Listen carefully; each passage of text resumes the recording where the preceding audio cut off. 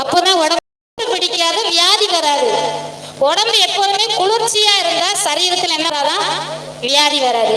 Daily குளின்னு சொல்றோம், அது எதுக்கு? சரீரத்துல எப்போதும் குளிர்ச்சி இருக்கும், நோய் வராது.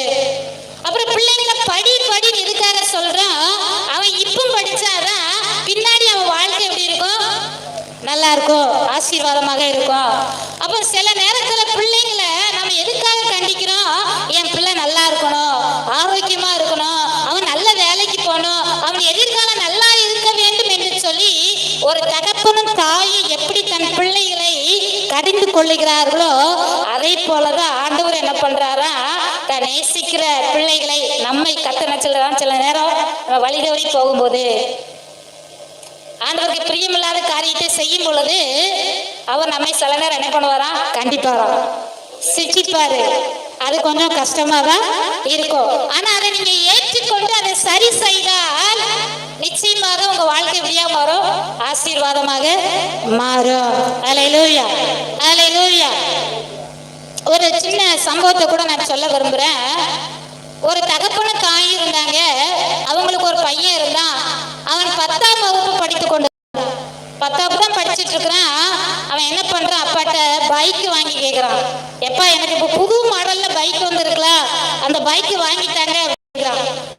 அப்பா நான் வாங்கியே தர மாட்டேன், உனக்கு இப்போ வயசு கிடையாது, உனக்கு ஒரு வயசு வரும்போது நான் என்ன பண்றேன் வாங்கி தர, இப்போ வாங்கி தர மாட்டேன் அப்படிங்கிறாங்க.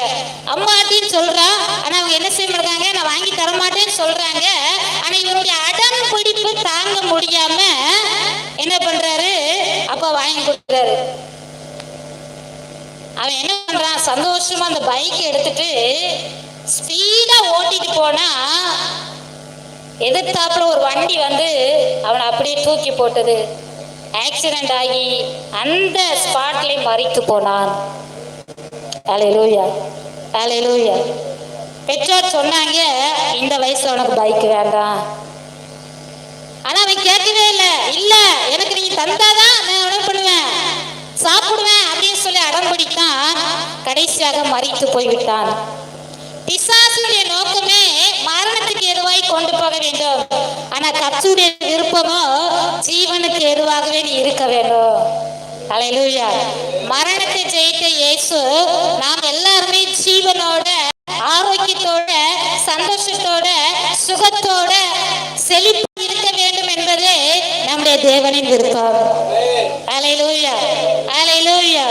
அதனால சில சிக்ஷைகள், சில கடிந்து கொள்ளுதல்கள் வரும் பொழுது அதை நீங்க சந்தோஷமா எடுத்துக்கிட்டீங்க அப்படின்னு சொன்னா, நீங்க சரி செய்து கொண்டீர்கள் என்று சொன்னால் உங்க வாழ்க்கை ஆசீர்வாதமாய் மாறும். அல்லேலூயா, அல்லேலூயா. அதாவது பாஸ்டர் வந்து அவங்க அக்கா பையன், ஒரு பையன் உண்டு பிரசாந்த் சொல்லி, அக்கா மாப்பிள்ளை இறந்து போயிட்டாங்க. அப்ப அந்த பிள்ளைங்களை இவங்க தான் வளர்த்தாங்க. அப்ப அந்த பிரசாந்த் அந்த பையனை அவன் தப்பு பண்ணும் போதுல இவனை என்ன பண்ணுவாங்களா, அவனை அடிச்சு திருத்திருக்காங்க. இப்ப நல்லா வந்துட்டான், இப்ப நல்ல நிலைமையில இருக்கான், நல்ல கை நிறைய சம்பளம் வாங்குறான், நல்ல மனைவி கத்தர் கொடுத்திருக்கிறாரு. அப்போ ஒரு நாள் இந்த ஊருக்கு வந்திருக்கும் போது சொந்தக்காரங்க ஒருத்தங்க அவன்கிட்ட சொல்லியிருக்காங்க, ஏய் உங்க மாமா அவனை எப்படிலாம் அடிச்சான், அவனை நீ ஏதாவது பண்ண வேண்டாமா அப்படின்னு சொல்லி ஒருத்தவங்க சொன்னாங்களாம். அதுக்கு இந்த தம்பி சொன்னானா, எங்க மாமா அன்னைக்கு நான் அடிக்கலன்னா இன்னைக்கு நான் இந்த அளவுக்கு ஆசீர்வதிக்கப்பட்டிருக்க மாட்டேன். அல்லேலூயா, அல்லேலூயா. அன்னைக்கு அவனை கண்டித்தது, அன்னைக்கு அவனை சிரிச்சது, இன்னைக்கு அவன் வாழ்க்கை ஆசீர்வாதமா இருக்கு. அல்லேலூயா, அல்லேலூயா. வேற இடங்கள் வாங்க, வீடு வாங்க, கர்த்தர் அவனுக்கு என்ன பண்ணியிருக்கிறாரு, கிருபை பாராட்டி இருக்கிறார். அல்லேலூயா. அதே போலதாங்க கர்த்தர் சிரிக்கும் போது சிலவன் தாங்க முடியாது, கொஞ்சம் வேதனையா தான் இருக்கும். ஆனா அதை சந்தோஷமா ஏற்றுக்கொள்ளும் பொழுது, அந்த நம்ம பண்ற தப்பை திருத்திக் கொள்ளும் பொழுது நம்ம வாழ்க்கை ஆசீர்வாதமாக மாறும். அல்லேலூயா, அல்லேலூயா.